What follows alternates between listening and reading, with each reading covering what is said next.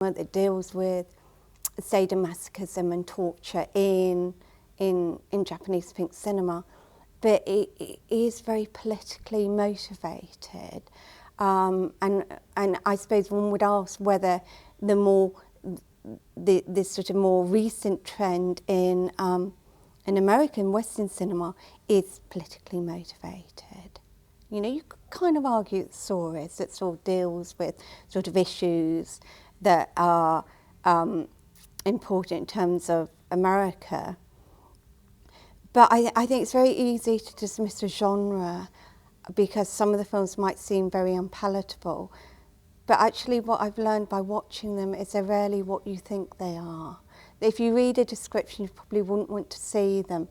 But I think you have to actually watch them to make your own mind up about them. And there's a kind of honesty about them, which I think, which I think gives them an authenticity, which I think is really interesting. I mean, of course, films that deal with women getting raped are problematic from any point of view, especially when the woman suddenly decides that it's liberated her sexuality, which is really a key in these films. And there is a problem there. You can't say there's not a problem there. But then there are films that really subvert by having the woman in charge, the woman in power, and the man sort of in the masochistic position. So something like Blind Beast sort of subverts those sort of conventions. So I think it's not a simple thing of this comes from Japan. I mean, there's also Korean sex films of the 1980s as well. So, and there's European cinema, non-exploitation films of the 70s and 80s. So I think it's not, you know, well, this is all the Japanese, this is all Japan's fault that we've got torture porn. I think that's far too simple. I think it's very complex.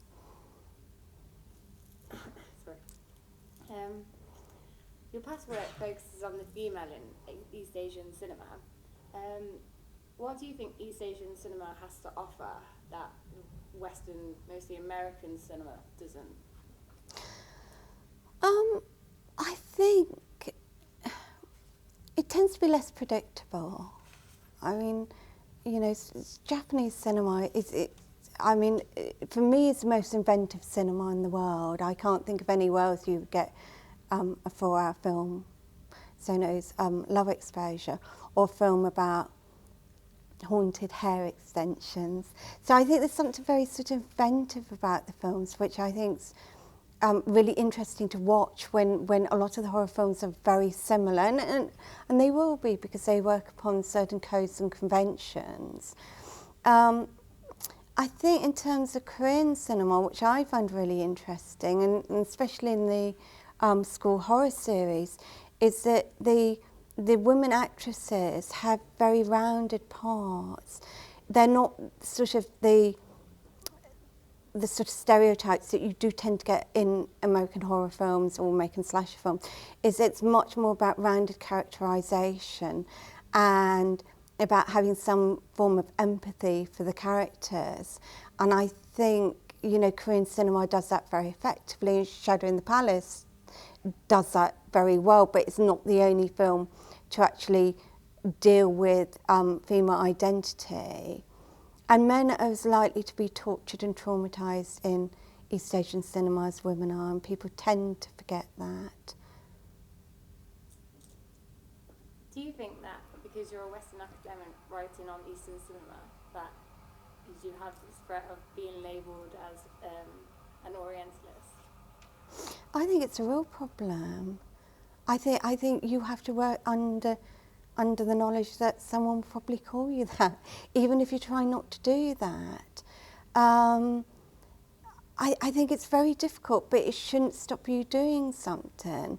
I think there are many sorts of interpretations. You have to try not to perpetuate stereotypes that are still very pervasive in the West. And I think it's something that you're really aware of, and it's the last thing that you want your work to be considered as, because what you're in a sense, what you're trying to do is you're trying to learn more about another culture, and I think that's what these films do, is they teach us something, and it may not be the whole picture, maybe just half a picture, but to gain a better understanding of the sort of the depth of culture. And I think that's what I try to do, and I think, you know, always being called a Western critic, and should a Western critic talk about East Asian films?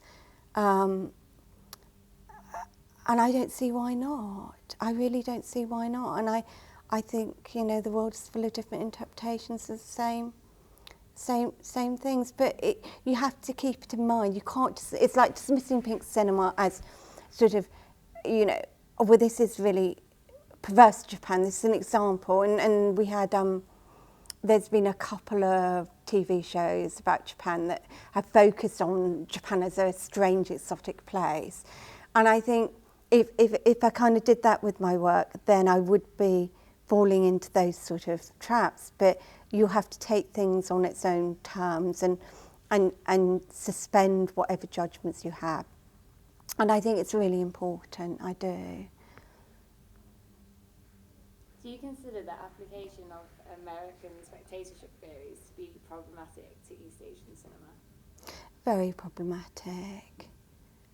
That comes from a personal position in which I'm not sure they work anyway, based upon psychoanalysis. And I think even Mulvey's moved away from her position nowadays. So I'm not, it's not the way that I would necessarily approach something. I think this sort of gender distinction on which many of these series of spectatorship are based is not perhaps a primary part of our spectatorship. I think spectatorship has a lot to do with our culture and where we see things, and our class and our race, and in terms of horror cinema, our fears. And I think reducing everything to gender doesn't explain why I watch these films, except for to say I'm masochistic, which I'm sure I'm not. Or, you know, so it doesn't explain the fact that women watch these films, or that women get pleasure in these films. Everything's about men and male identity and male spectatorship. So this idea that the audience is necessarily gendered male is something that I have a real problem with. I don't really know what the solution is, but I have a problem with it. But that doesn't mean that East Asian scholars don't use these methods, because they do. And in the remasculinization of Korean cinema, it's about Lacanian phallus, and it works very effectively because he doesn't forget the cultural context. So I think it has its merits, but I'm slightly uncomfortable with it. Leslie, can we get your opinion of Coventry Station Film Society? I think it's great. I think, you know, coming together and doing something like this, I think it's such a great thing. I really do, because I think it's something about ownership of this for yourselves rather than a lecturer telling you what to do or what to see or what to say. And I think it's a really great thing, and I take my hat off to you to do this. I think it's great.